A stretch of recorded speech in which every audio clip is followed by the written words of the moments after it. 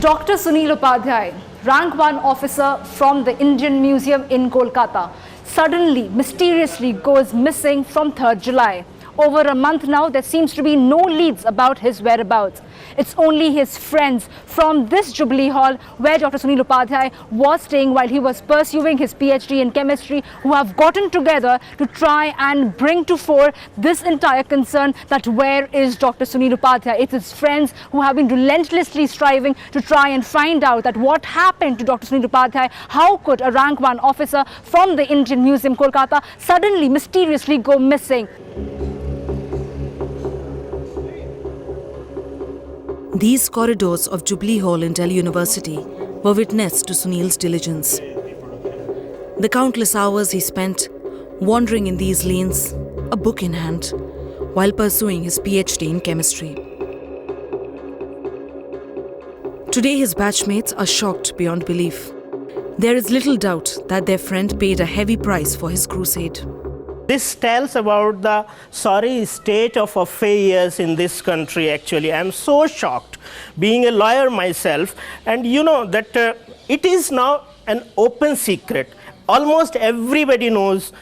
A number of newspaper cuttings have been, supplied with a number of, television items have been there, and everybody, I have few friends who used to give him call on a regular basis, and there is one person who even gave him a call 2 days before he was missing. And this guy says that his hunch is that he has been eliminated.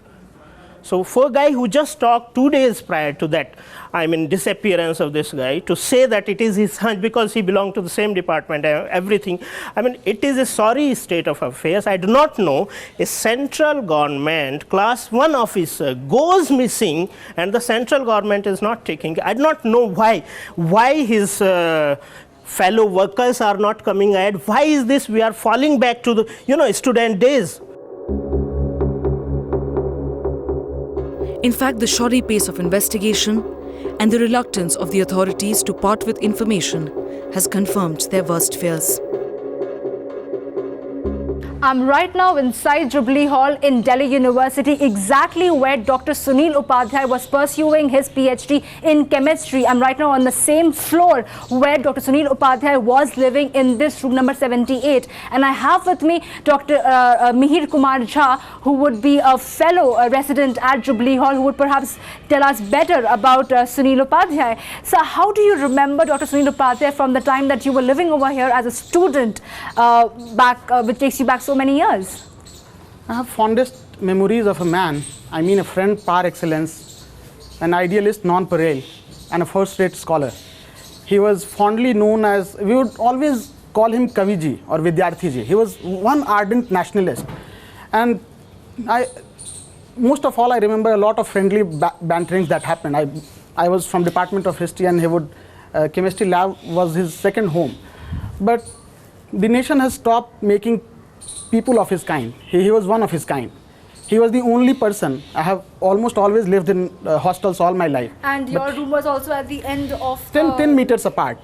And I have never met a person who so much believed in the innate goodness of people that he never locked the doors to this room. We never had to ask him that we need to use your room for whatever little things we needed from. He would say that, yeah, aapka room hai, aapko jo karna hai kijiye. You don't need to seek our permission. Not that no valuables were kept in his room. And a lot of fig leaf smoke screen is being bandied about that maybe it's his spiritualism that he has renounced the world or something. All I saw in all of 3 years between, say, December 2003 and December 2006 until about the time I was here, I just saw him take a quick bath, fold his hands, and that was so much for his spiritualism. He was not spiritual in the sense that he would follow rituals and the like. In fact, all he took from Vivekananda was his karma yoga. He was a karma yogi in a true sense of word. Once convinced, Sunil's batchmates have begun their own fight. This candlelight march from Jubilee Hall to Delhi University's arts faculty is just one of the steps to push for the truth.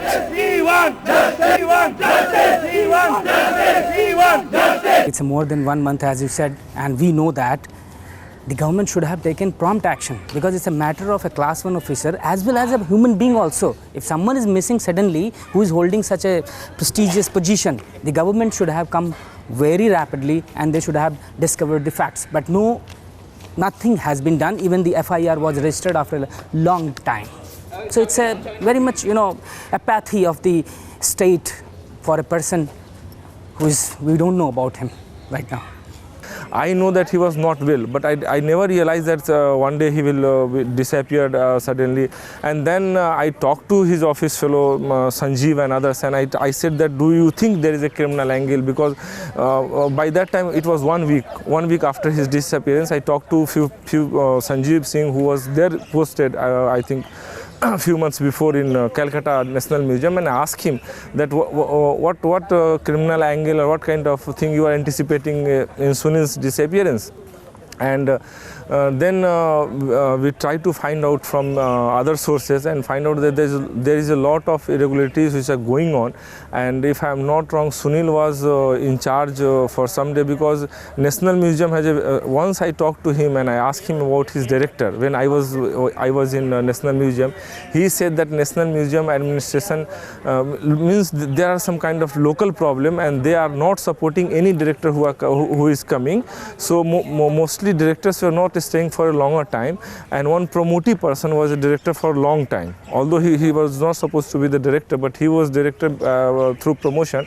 And he said people from other parts of country, because National Museum is a central department. In fact, the most disappointing part has been the attitude of the Calcutta police after Mr. Upadhyay disappeared. Because if a person is missing for more than 24 hours, you must convert the missing report into FIR. Nothing was done. This is unheard of, not even after 48 hours. And you'll be shocked to know that not even after a week, not even after 14 days. It was only on the 15th day when his elder brother talked to me. I begged him to file an FIR. He went to the police station, gave a written application. Please file an FIR. I have already filed a missing report. My brother is missing. That the police realized, oh, an FIR is also required to be filed. So, I mean, this is shocking for any person who is involved into legal necessities. This is absolutely shocking. To mount pressure, Sunil's colleagues have also begun an online campaign. Initially, Sunil's cousin brother and his wife had thought Sunil had come for a walk in this Dhakuria lake. But when it was past 10 o'clock and he did not return home, they got worried and came here to search for him, but could not find him. They lodged a missing diary with Kolkata police. Later, their friends in Delhi raised the alarm through a Facebook page, Search for Whistleblower Dr. Sunil Upadhyay. And finally, they approached the door of Supreme Court, filing a habeas corpus. It was possibly after these efforts that the Supreme Court pulled up the CBI and the West Bengal government, giving them a deadline. But will they deliver? Are the investigators really willing to look beyond the obvious and uncover the larger nexus and track down Sunil? Back in Kolkata, the atmosphere is grim. The fear of losing Sunil, the fear of not being able to see him again, has been tormenting this family. For a month now, a sense of emptiness has enveloped the museum officer's home.